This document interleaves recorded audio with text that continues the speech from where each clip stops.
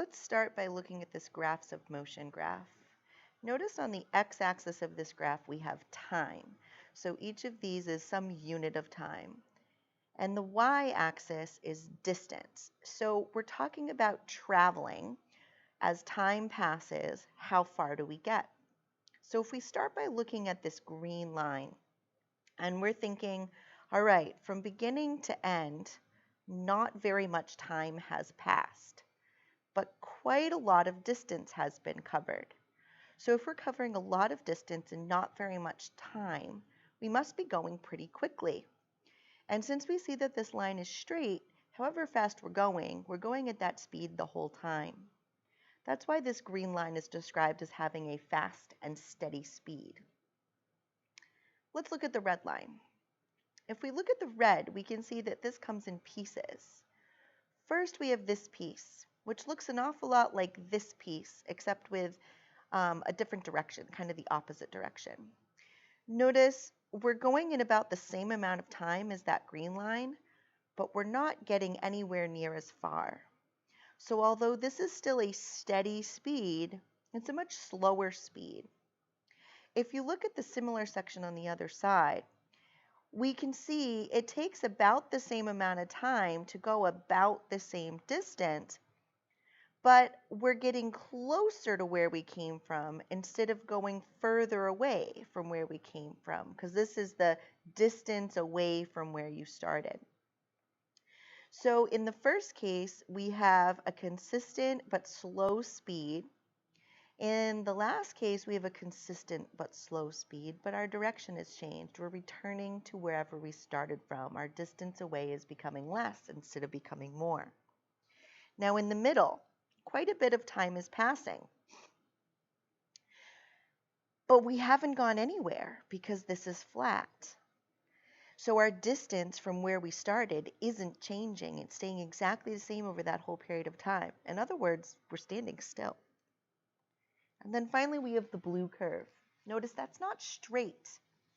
We're increasing and we're getting faster and faster and faster as we go. So it's taking quite a bit of time to cover the same distance that we covered on the green.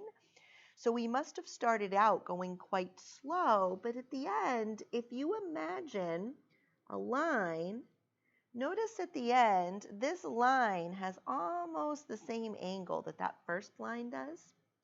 So by the end, you're going pretty much the same speed as the person on the green line was going the entire time.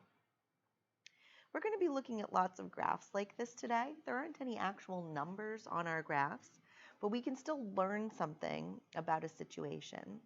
If you notice up on top of that graph, there's a little summary. It says a flat line means that we're stopped when we have a position graph. When something is sloping up, it has an angle that's going up as we move to the right. That's a constant speed moving away from the start. Whereas sloping down is a constant speed moving back towards the start because you're getting less distance between where you started and where you're headed. And then a curved line means we're actually changing our speed. So instead of getting on the highway and putting on the cruise control, we might be merging onto the highway or taking the off-ramp to get off the highway. So we're increasing or decreasing our speed. One thing we want to remember on a lot of the graphs we're looking at is time is going to be the independent variable. It's going to be on the x-axis, whereas distance might be the dependent variable and it's going to be on the y-axis. Not all of our graphs will be related to that, but that will be pretty common. So let's take a look at this what to watch section. This says one student walks and takes a bus to get from school to home each day. The graph shows the student's commute by relating the time the student spends commuting and the distance he travels. Describe what the graph shows by labeling each part. Okay, so we know that the student walks and takes a bus to get from school to home. So that's what we see going on in this graph. So this point down here at the beginning is we are at school. We haven't left yet, and no time has passed.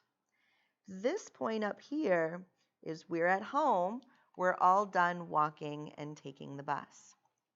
So if you think about this, we have 1, 2, 3, 4 sections. Let's actually go ahead and number them. We'll call this section 1, section 2, section 3, and section 4. And let's talk about what's happening at each of these sections. In section 1, we can see that the line is not very steep. Knowing that in some places he's taking the bus and in other places he's walking, my guess would be he's going to be going slower when he's walking than when he's riding the bus. So part 1 is probably walking from school, walking from school to the bus. And then you'll notice in section 2, we've got one of those horizontal lines. Remember, on a position graph, a horizontal line means you're not going anywhere because your distance isn't changing. So for that entire time period, he's waiting for the bus. His distance from the school is not increasing. He's just standing there waiting for the bus to show up. In section 3, notice this line is significantly steeper. This must be the time riding the bus. We're assuming the bus is going at a constant speed. It's not making a bunch of stops. And they're riding the bus to the bus stop. At 4, notice this angle is very similar to the angle in part 1. So they're probably walking. So they're walking home from the bus stop.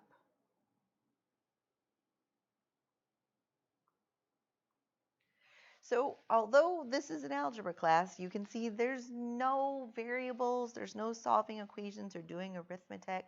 Not the point of today's lesson. Today's lesson is interpreting graphs. So your work is going to look a little bit different. Let's look at number 2. A car travels at a steady speed. Which graph could you use to represent the distance it has traveled? Explain. Okay. So notice both graph 1 and graph 2 have time on their x-axis. And so distance would have to go on the y-axis if this is going to represent traveling at a steady speed. All right, let's think about horizontal. So if I have a horizontal line, my distance from the start is always the same the entire time. If you think about that, if my distance from my start never ever changes, I must not be going anywhere. So that's probably not traveling at a steady speed. That's probably standing still. But if I look at this next one, if I were to mark this off in distance in little chunks, notice each of these pieces looks exactly the same as the previous piece. So for example, if each of those chunks represented 5 minutes, you can see I'd be accomplishing the same distance in that 5 minutes each time. So this one is traveling at a steady speed. So traveling at a steady speed, because each increment of time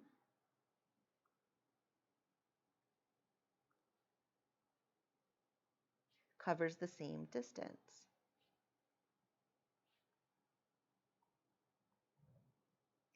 We're always going to be able to recognize that situation on these types of graphs because we're going to see a line as opposed to a curve, and that line will have the same slope throughout.